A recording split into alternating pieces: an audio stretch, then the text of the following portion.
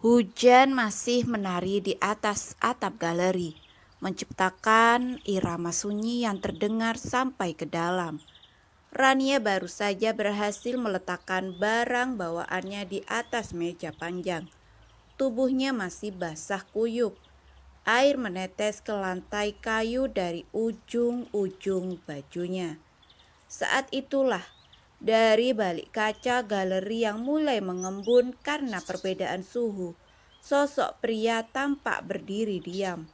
Tangan di saku jas, rambutnya sedikit lembab karena hujan, dan tatapannya tajam menancap langsung pada sosok Rania. Arga. Rania tertegun. Nafasnya sempat tertahan. Selama beberapa hari ini, ia tak melihat pria itu.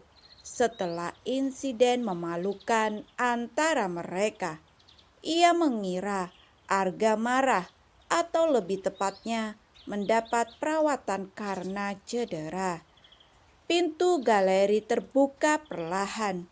Angin dan aroma hujan ikut masuk bersamanya. "Kamu sendirian?" tanya Arga. Suaranya dalam dan tenang. Rania mengangguk pelan, masih belum bisa menyembunyikan keterkejutannya. "Tuan Arga, sejak kapan?" Arga tidak menjawab. Matanya menyapu Rania yang basah kuyup. Jilbabnya menempel di pipi. Bajunya melekat di lengan. Arga berjalan mendekat, menyerahkan handuk kecil ke arah Rania. "Ganti baju dulu, biar tidak masuk angin," ucapnya. Rania tertawa kecil. "Aku sudah sering kehujanan, Tuan. Ini mah biasa aja, gak apa-apa." "Rania." Nada suara Arga berubah tegas, nyaris seperti bentakan. "Aku bilang ganti baju. Apa susahnya nurut? Kamu bisa masuk angin." Rania nampak masih enggan. "Tuan tenang saja. Kalaupun aku masuk angin atau sakit, aku bisa mengatasinya sendiri." Arga menghela napas panjang. Ia menatap tajam ke arah Rania. Sorot matanya dingin, tapi ada kekhawatiran yang jelas terpantul di baliknya. "Kalau dulu kamu sakit, itu urusan kamu. Sekarang kamu punya tanggung jawab. Kamu punya karyawan. Kamu punya butik. Kalau kamu tumbang, bukan cuma kamu yang rugi. Mereka semua juga kena imbasnya." Rania terdiam, tak menyangka akan mendapat omelan sepedas itu. "Kamu bukan hidup untuk dirimu sendiri lagi, Rania." Arga melangkah lebih dekat. Suaranya menurun, lebih pelan namun tetap menusuk. "Mereka, para karyawan, percaya sama kamu. Butik ini jalan karena kamu. Kalau kamu jatuh, mereka ikut jatuh." Seketika, ucapan itu menampar kesadaran Rania. Dengan napas berat, Rania akhirnya mengangguk pelan. "Baiklah, aku ganti baju dulu, Tuan. Permisi."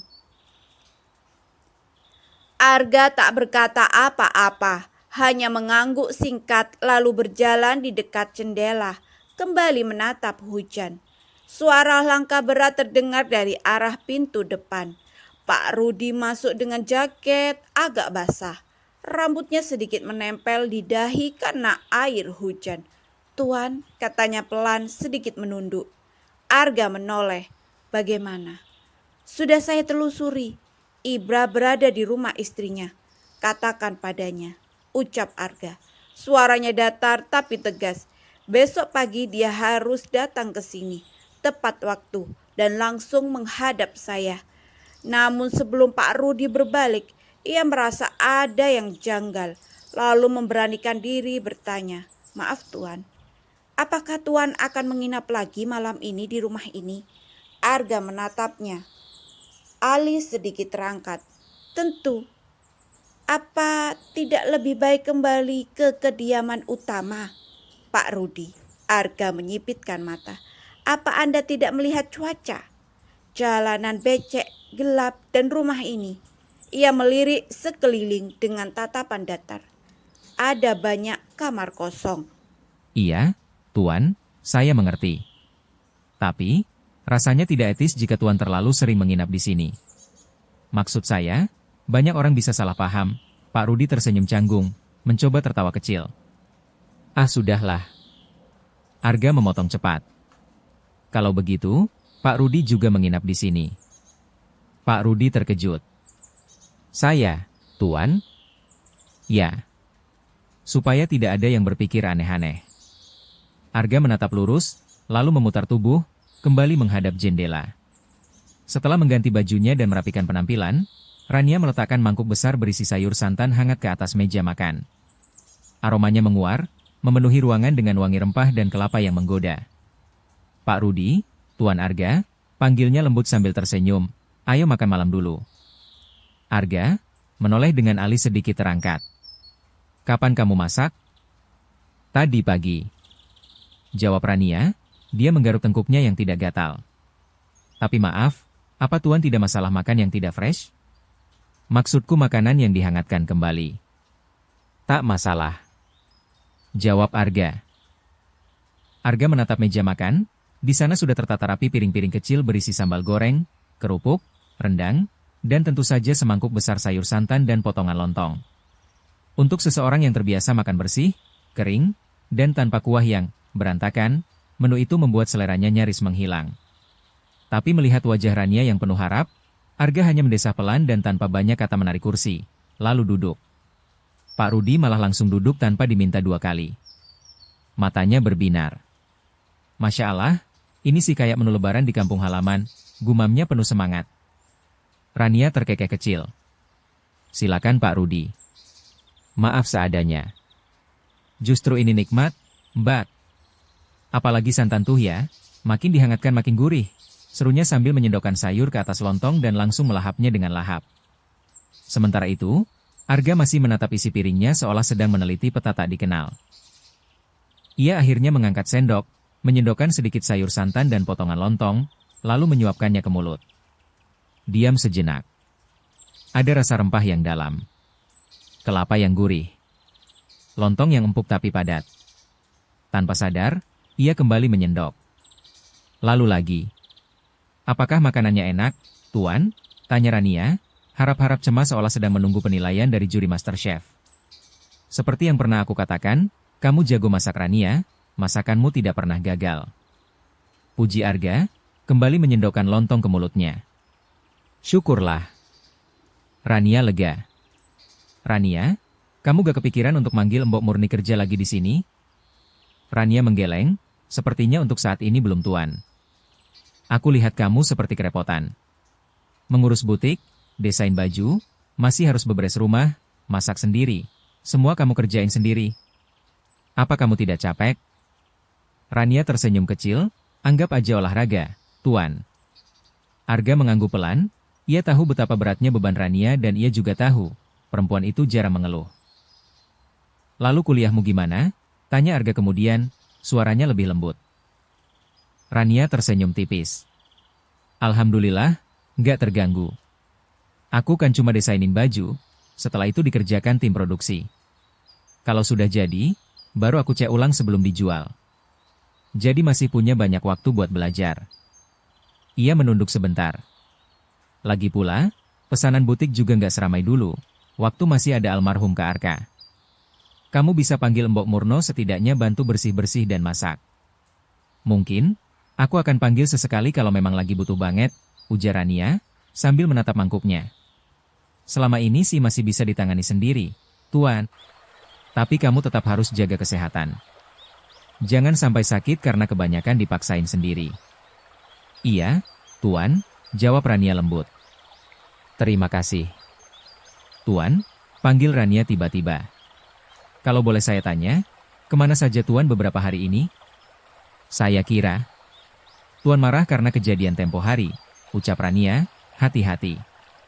Pak Rudi sempat berhenti mengunyah, suasana sedikit hening sejenak. Dan, jujur saja Tuan, lanjut Rania pelan, saya sempat khawatir, apakah pukulan saya terlalu keras dan menyebabkan Tuan cedera? Saya benar-benar tidak sengaja waktu itu, saya kira maling. Arga mengerjapkan mata, lalu ia menatap Rania beberapa detik tanpa bicara. Kalau aku marah, ujarnya akhirnya, aku tidak akan menemuimu lagi ke sini. Rania menunduk, agak malu. Saya hanya takut Tuan tidak mau bicara lagi karena saya. Ada semilir angin bahagia merasuk ke dalam rongga dada Arga karena mendengar pengakuan Rania, akan ketakutan gadis itu jika dirinya tidak mau berbicara lagi dengan dia. Aku ke Milan, katanya tenang. Milan? Rania menatap Arga, kaget. Ya, jawab Arga sambil kembali menyandarkan tubuhnya ke sandaran kursi. Seperti yang kamu lihat waktu itu, saat kamu memukulku, Arga menyunggingkan senyum tipis yang sedikit menggoda, aku sedang mencari dokumen-dokumen milik almarhum Arka. Rania menegang. Jadi, Tuan ke Milan untuk urus aset milik Arka di sana. Ada properti dan rekening bisnis yang perlu diverifikasi dan diamankan. Aku sengaja tidak bilang siapa-siapa karena tidak ingin banyak keributan. Maaf, saya tidak tahu. Kamu tidak perlu minta maaf, Rania. Tidak ada yang menyalahkanmu. Dan lagi, Arga menatapnya tajam, tapi nada suaranya tetap lembut. Pukulanmu itu hanya meninggalkan sedikit bengkak. Tidak sebanding dengan rasa khawatir yang kamu tampakkan sekarang. Rania mengerucutkan bibir, menahan senyum malu. Saya sungguh-sungguh khawatir, Tuan. Jangan terlalu dipikirkan, ucap Arga. Yang penting sekarang, aku sudah kembali. Dan aku akan tetap memastikan semua yang Arka tinggalkan tetap aman. Termasuk kamu. Ucapan itu membuat Rania menunduk, wajahnya sedikit memerah. Pak Rudi pura-pura sibuk mengaduk minumannya, menahan senyum geli melihat interaksi dua manusia yang sama-sama gengsi namun diam-diam saling peduli itu. Lalu, kenapa kamu masih memanggilku dengan sebutan Tuan? Aku bukan Tuanmu Rania. Tanya Arga. Ah iya. Butuh pembiasaan Tuan, maksudku. Arga. Arga kembali menyendokkan sayur santan ke atas lontong di piringnya, lalu melanjutkan makan. Senyum kecil terbit di bibirnya. Di luar, hujan tak henti mengguyur bumi membuat suhu menjadi dingin. Tapi di dalam rumah, kehangatan justru baru saja dimulai. Sinar matahari menerobos malu-malu di sela awan yang masih menggantung pasca hujan semalam. Taman belakang rumah tampak segar, dedaunan berkilau karena embun, dan aroma tanah basah berpadu dengan wangi kopi hitam yang mengepul dari cangkir di tangan Pak Rudi.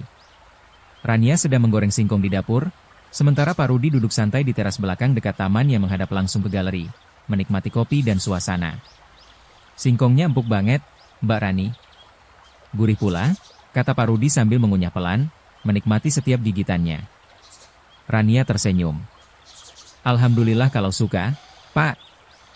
Saya bawakan sebagian buat istri Pak Rudi di rumah. Ya. Belum sempat Pak Rudi membalas, langkah kaki terdengar dari arah dalam rumah. Sesosok pria dengan rambut sedikit berantakan, masih mengenakan kaos dan celana panjang santai, muncul dari balik pintu kaca yang menghubungkan dapur dengan taman. Arga. Baru bangun, Ga? Sapa Rania sambil melirik ke arah pintu. Suaranya riang dan ringan pagi itu. Arga mengangguk, matanya masih sedikit sayu. Mungkin karena tidur terlalu malam. Rania berdiri. Mau kopi? Boleh, jawab Arga sembari duduk di sisi Pak Rudi. Aku buatin dulu. Tunggu sebentar ya. Dari mana kamu dapat singkong? Tanya Arga. Mata Arga mengamati Pak Rudi yang begitu doyan melahap singkong goreng bikinan Rania. Embok murni habis panen. Aku dikasih banyak, tadinya mau aku olah jadi kreasi camilan atau makanan manis gitu. Tapi belum sempat, jawab Rania sembari menyodorkan cangkir kopi ke tangan Arga. Jadi aku goreng aja pagi ini. Alhamdulillah, Pak Rudi suka. Singkong kampung gini enak loh Tuan, komentar Pak Rudi, sambil menggigit satu potong kecil. Manis. Garing di luar, empuk di dalam. Rania terkekeh kecil. Nanti kalau embok murni panen lagi, saya juga mau beli langsung. Ujar Pak Rudi pagi.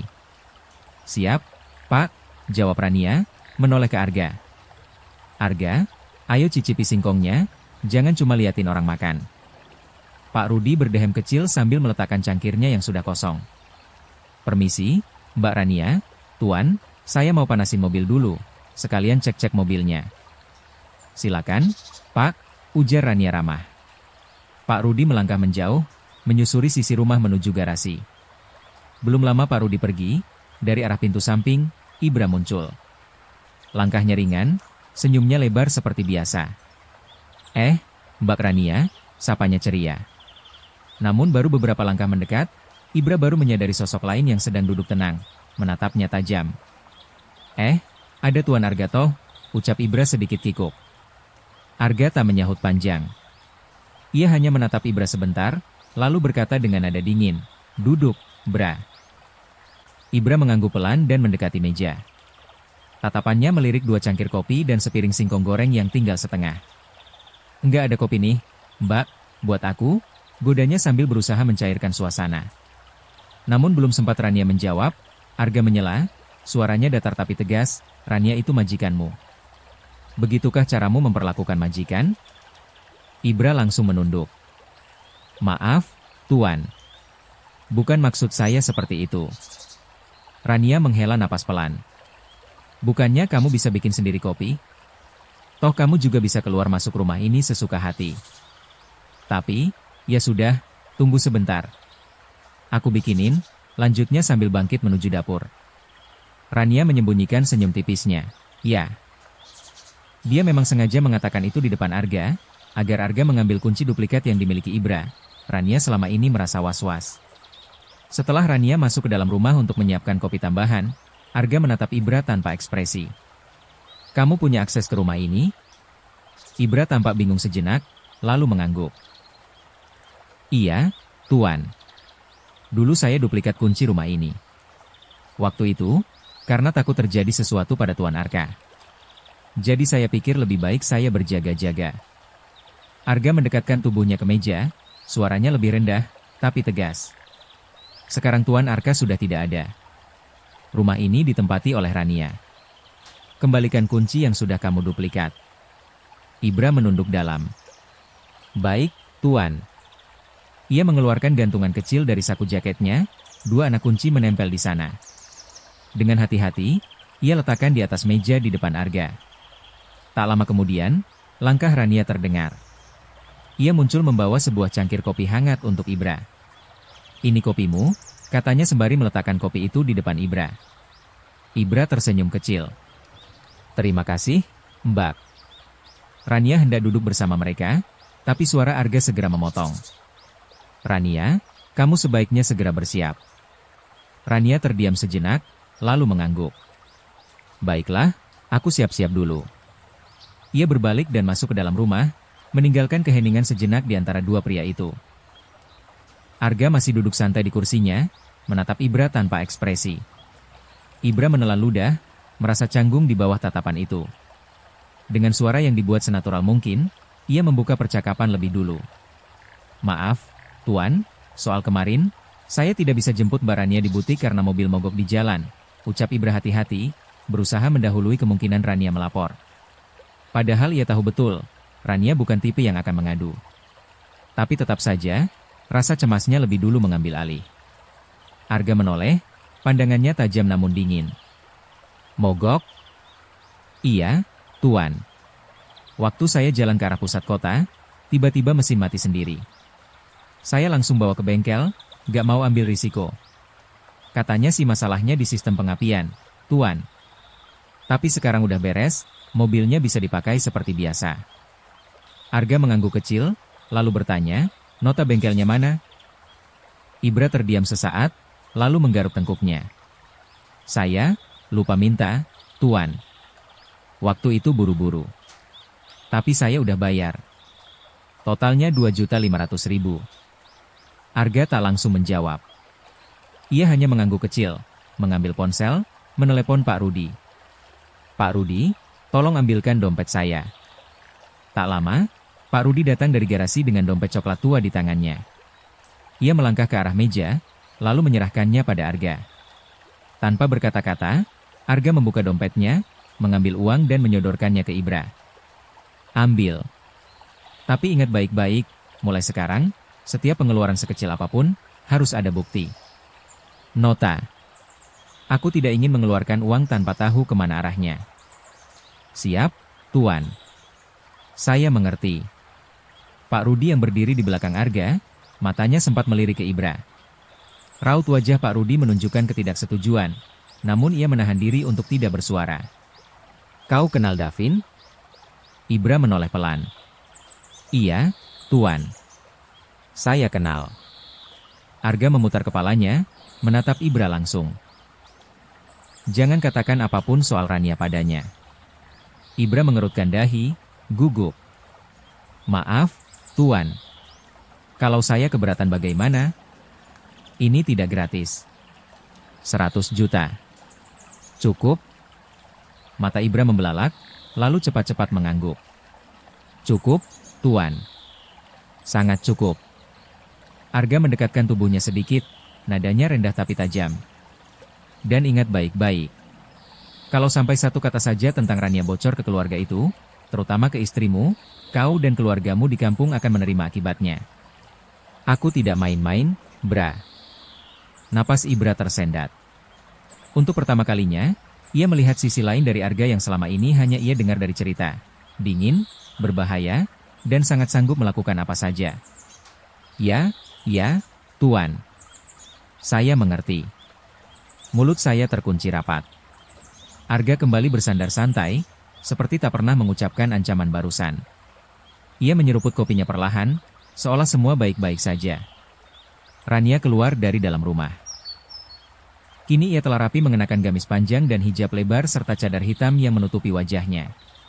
Penampilannya tampak anggun dan syar'i. Ayo, Bra, katanya singkat pada Ibra. Ibra yang tampak lebih bersemangat dari biasanya segera berdiri. Wajahnya cerah setelah mendapat uang dari Arga. Ia membuka pintu pagar kecil menuju garasi samping. Rania sempat melirik ke arah Pak Rudi yang masih berdiri di dekat meja. Tatapannya menyimpan tanya. Ia heran melihat ekspresi Pak Rudi yang nampak sinis menatap Ibra. Namun ia tak bertanya, hanya menyusul langkah Ibra menuju mobil. Setelah mobil berangkat, Pak Rudi lalu menatap pada Arga yang masih duduk sambil menyesap sisa kopinya. Tuan, ujar Pak Rudi pelan namun tajam, kenapa Tuan malah memberi si Ibra uang? Padahal Tuan sendiri tahu dia berbohong soal mobil mogok itu. Arga menurunkan cangkirnya, biarkan saja, Pak Rudi. Biar dia menyenangkan mertua dan istrinya dulu. Biar dia merasa aman dan berhasil. Lalu Arga menoleh sebentar pada Pak Rudi. Setelah itu, baru aku beri perhitungan. Ucapnya dingin dengan pandangan tajam seolah tengah memikirkan rencana ke depan.